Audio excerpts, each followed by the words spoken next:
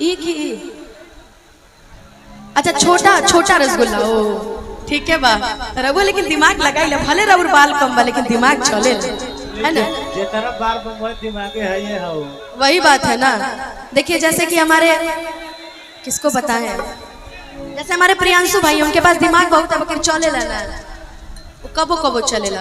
वैसे ही हमारे ये है कि हमके पटावेला तू फूलवे से अब मारब चला के रसगुलवे से कि आगे आगे आंसू खई है आ पीछे प्रियांशु पई है कि आगे आगे आंसू खई है आ पीछे प्रियांशु पई है कि पावन के बाल हजूरा पियर फराक वाले जगह जमारा दारुआ पियर फराक जगह जमारा दारुआ पियर फराक आइला हम बारात करे कि हमसे बात करे मांगे में मोबाइल नंबर लगातार हाथ धरे और मैंने गाना गाते गाते मुझे कोई दिखा गया ये हमारे सत्यपाल भैया है जो कि एमएमबी रिकॉर्ड्स के मालिक। एक बार ताली हल्ला करके हेलो बोल दो। और मैं खास बात बता दूं कि इन्हीं के चैनल से आया था आइला हम बारात करे या कि हमसे बात करे मांगे में मोबाइल नंबर लगातार हाथ धरे गोरी फूला झाड़ी बारू पापा के बारी बारू गोरी फूला झाड़ी बारू पापा के बारी। अब तनी दोनों जनी तनी संगे संगे खड़ा हो जाओ के बाद अब तनी सा लहरदार डांस हो जाओ यार हैं तनी संगे संगे खड़ा होके आ तनी ये गाना के आखिरी है तनी हल्ला करके तनी ताली बजा के होई जासे डांस करे के बाद कि लगलू पसारे तू तपा पियर फराक वाली चचा चमारा तारू पियर फराक वाली चचा चमारा तारू पियर फराक वाली चचा चमारा तारू चचा चमारा तारू कि लगलू पसारे तू तपाक पियर फराक वाली। आइए जब एक इतना झूमदार गाना गा दिया है मैंने तो आइए एक और गाना हो जाए भाई ओ साथी रे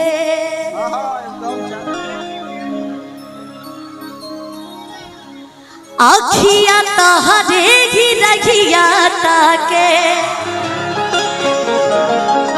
कभी किसी से प्यार किया है जीवन में? कभी तुमने प्यार किया, किसी को दिल दिया? मैंने भी दिया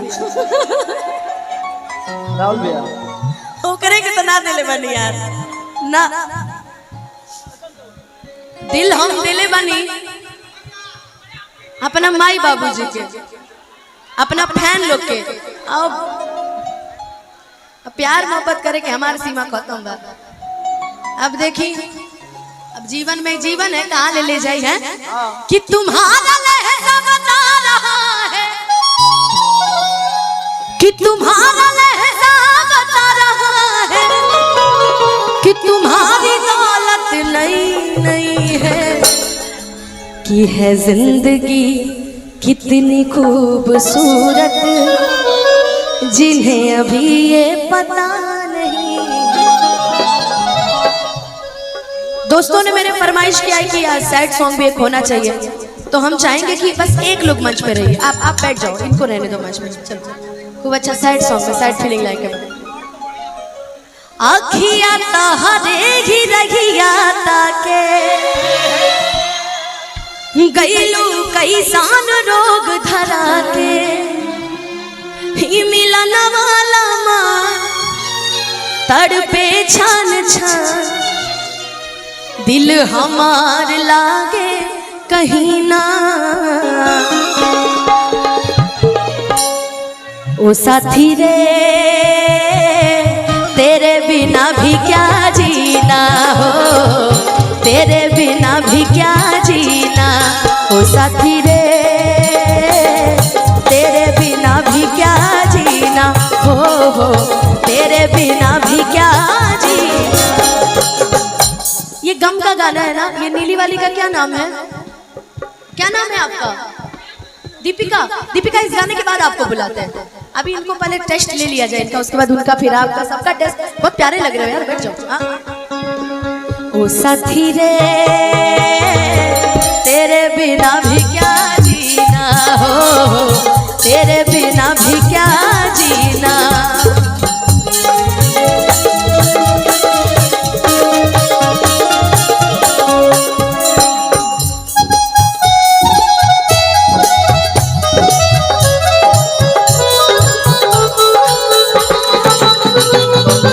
बाजीगर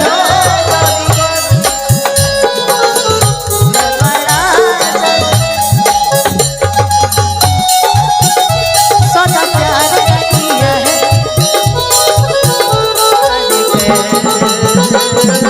बाजीगर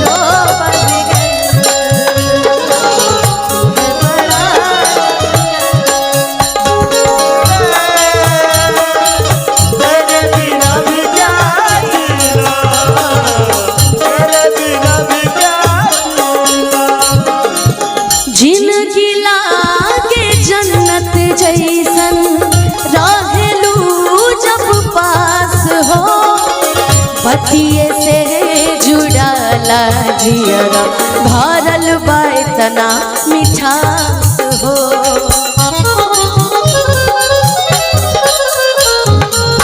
जिंदगी लागे जन्नत जैसन, रहेलू जब पास हो। पतिये से जुड़ाला जियरा, भरल बा इतना मिठास हो। मैं ये जब भी गाना गाती हूँ ना, ऐसे मैंने प्यार मोहब्बत की बात की तो मेरे भाई एक बीच से एक नाम पुकार रहे थे। कहला से ना होला भाई, करे के पड़ेला, कहला से ना होला। आप तो जीवन में एक एक चीज सोचे तनी संतोष। न खुदा तुझसे अर्जी लगा,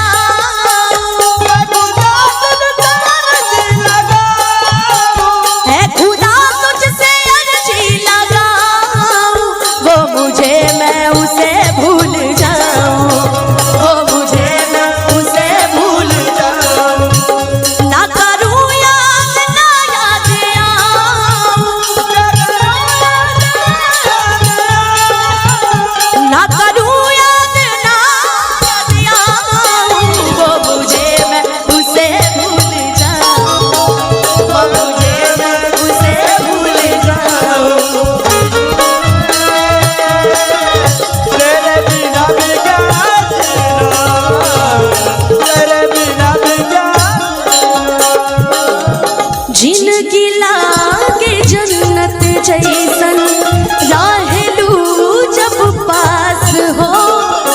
पतिये से जुड़ाला जियरा, भरल बा इतना मिठास हो।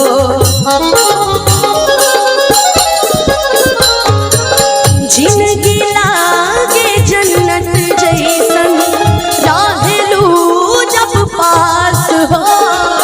पतिये से जुड़ाला जियरा, भरल बा इतना मिठास। सपना हमके दिखा के, आशिक अपन बना के, हो गइल का कसूर, काहे इतना तू दूर, बस ये तने बता दा हसीना। हम गाएंगे ओ साथी रे तो आप सभी बोलेंगे तेरे बिना भी क्या जीना, है ना, है ना। पहले इधर से शुरू करते हैं फिर उधर आते हैं, ठीक है। ओ साथी रे, अब आपकी बारी। ओ साथी रे, बड़े देर से दोस्त मेरा फ्लाइंग किस जरा लव यू टू, है ना। अच्छा अब इधर से बारी है भाई, देखते हैं हमारे जितने दिल टूट आशिक है, जिनके दिल टूट चुके हैं। आइए। ओ साथी रे, आपका तो समझ में ही नहीं आ रहा है, सिर्फ आपको बोलना है कि तेरे बिना भी क्या जीना, ठीक है। ओ साथी रे ओ साथी रे। अच्छा जरा अपने मोबाइल की फ्लैश ऑन कर लो तो, अपने मोबाइल की फ्लैश ऑन करो तो, जिसके जिसके हाथ में मोबाइल है फ्लैश ऑन करो तो अपने मोबाइल की करो तो फ्लैश ऑन। वाह वाह वाह वाह वाह वाह, जरा ऑन करो तो फ्लैश। हाँ अब मेरे साथ मिलके गाना, जिसके हाथ खाली उठाओगे दोनों हाथ और ताली बजा के। ओ साथी रे तेरे बिना भी क्या जीना, हो तेरे बिना भी क्या जीना। मन दिल तारा असा दे तैनू रब मनिया, तू मनिया ना मन दिल तारा।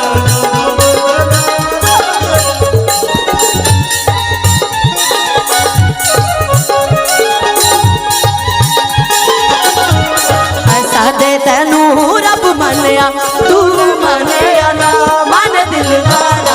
असा दे तैनू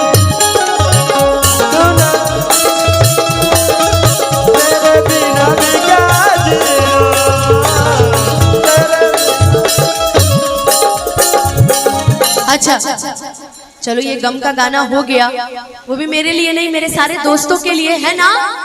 एक बार और बोल दो। ओ साथी रे चलो जिसका जिसका दिल टूटा होगा भगवान करे आप सभी के दिल मिल जाए एक बार पुनः। और आइए अब 10 मिनट का ब्रेक।